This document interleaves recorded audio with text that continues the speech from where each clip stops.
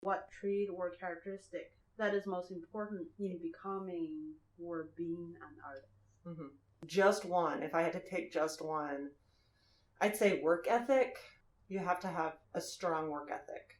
Because I think that also encompasses a lot of things. But I think that's the most important because you have to have that. You have to stick to it and you have to work at it, or it's not going to happen. I feel like we need to elaborate on work ethic a little bit because there's work ethics of just in about any field.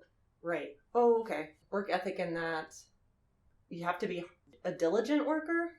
Like, you have to make it a priority to work towards it on a regular basis all the time.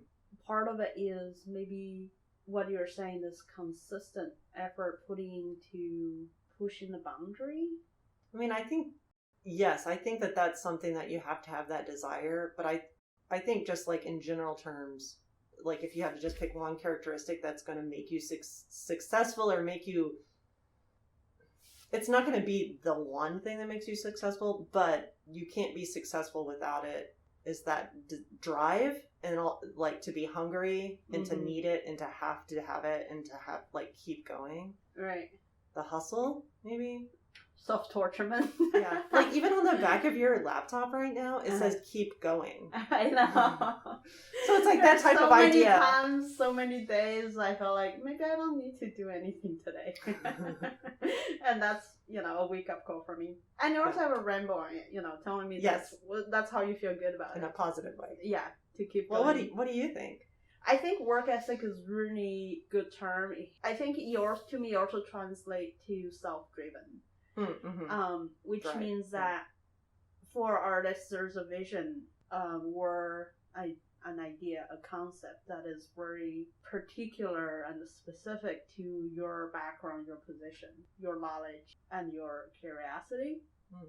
It's yours and yours only. It stands alone from the rest of the already made aesthetics, has become a circulation of signage in our cultural production. So that work ethic translates to me as it's your job and the responsibility to drive and push for that particular renewal boundary that is specific to you. And for me, this is a very loaded. The artists I admire who embodies this characteristic, they address so many things, but also in a very seamless, effortless kind of way. So it's like both loaded and also effortless. And I feel like it's a hard place to get.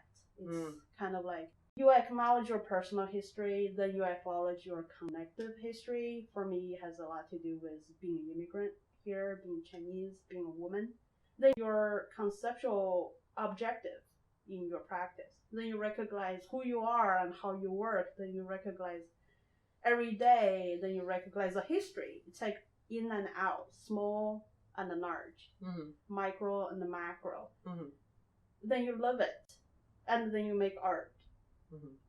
It's intimidating, but it's also not that difficult at the same time. And yes. You know what I'm talking about? Yes, I do. But you kind of have to always be conscious of all those things. Yes, and it's really easy to forget. Yeah. And then you have to remember or like rediscover that thing that drives you or pushes you. You said another word that I think could go along to answer this question is like curiosity. Curiosity, yeah. Yeah, I think it's each like of us have huge. A particular curiosity in form and in ideas. To recognize that is huge. I think that's maybe what separates from artists from, say, creative group in our society is that. Right, because they're very talented. I mean, they do amazing things. But it's in service of someone else's idea. Yes. For product publication, for communications. Yeah, for communication. Yeah, art is vital to society and to our community, but then there are other things that trump it at certain points, like things that are life and death, you know. But even art can speak to that, which is, in that case, it does kind of create, it's just such this amorphous thing that sometimes it does seem paramount and like really important, and then other times it can seem not as important. But let's not forget that it never exists outside of its time and its relationship with history. So Sure. Duchamp's urine back in medieval time would not be functioning as the art that he claims it does at the time that he make. Right. So in the sense that I think when we ask what it's like to be artist or what does art do, we first frame the context. I feel like that needs to, the question about then art education is because it's art making under specific context of making art. Right. Yeah.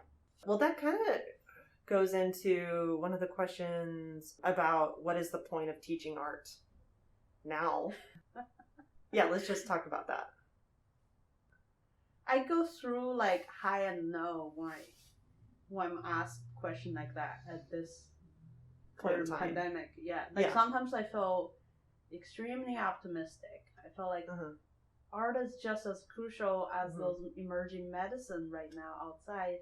But I have to admit there are times that I'm like, who cares? Well, I see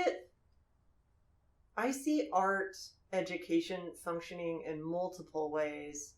And I always like to talk about this on the first day of my classes, where I talk about the desire to create is human. It's like a human innate desire is to create, to be creative. Some people have it more than others.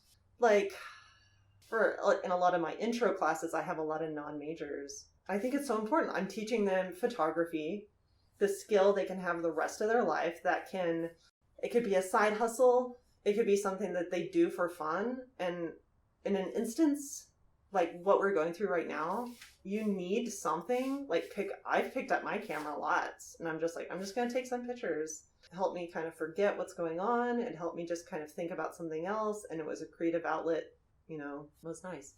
I also think that art education is important because expansion of technology in terms of AI, there's so many jobs that are going to be just completely getting rid of. Yeah. And I think that it's the individuals that can think creatively are going to be the ones that are the people getting jobs that can think differently, problem solve in creative ways. And I think art is the perfect avenue for creating those synapses. It's not direct, but it's one of the only ways that I could ever even think of to even remotely start to train someone's brain to think creatively is to be creative and to do creative things. If anything that we do well is making connections, connecting dots, and come up new, building bridges and pathway from problem to problems and issue to issue, solution to solutions. And then there's other reasons why it's important too, because societies need art. And art needs to continue on because we're human and we innately are attracted to art. And so that alone is a reason to have art education. But there's practical reasons and that seem monetarily based in terms of succeeding throughout life. Another aspect that I'm thinking about the value of art education, you touched on we need to engage in creative activity. I'm also thinking that we also need to record and reflect. Oh, you're so right, yeah. About our life, about our environment, things that occupies us, and our thoughts. And those things cannot be done by assigning colors to PowerPoint. Everyone could use a toolkit that is specific to their own interest, whether it's photo, sculpture, mixed media, or drawing, painting, digital format. You need a toolkit that allow you to linger in your own mind space. And if we think about the very beginning of art making, they are cave paintings, fingerprints. That desire is primitive and it's ancient. It has no matter how our reach has been amplified with technology, that primitive instinct of wanting to validate my life and my thoughts, my wish, desire, emotion, whatsoever, is always going to be there. Yeah. And how are you going to express that? Right. Without means. Us as an educator, our role is not to tell them, especially we have so many non-majors, but it's to maybe draw analogy that art making can be a mural of life. Mm-hmm.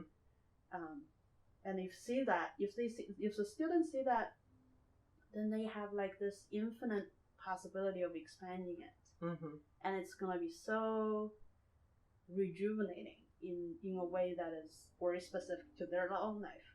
Your description also reminds me of your studio practice quite a bit, which Yeah. I really like. I think that's really cool. I think my work is a little less directly self-reflective, even though my work does cover things I'm very interested in and think about a lot.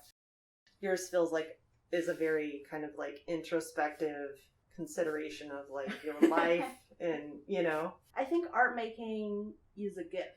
And I didn't invent that. It's one of my instructors told me that, and ever since I felt like I can't see art making any other way. It had to be a gift. You initiate because you respect yourself in the way that their works recognized. It's self-dignity in a sense.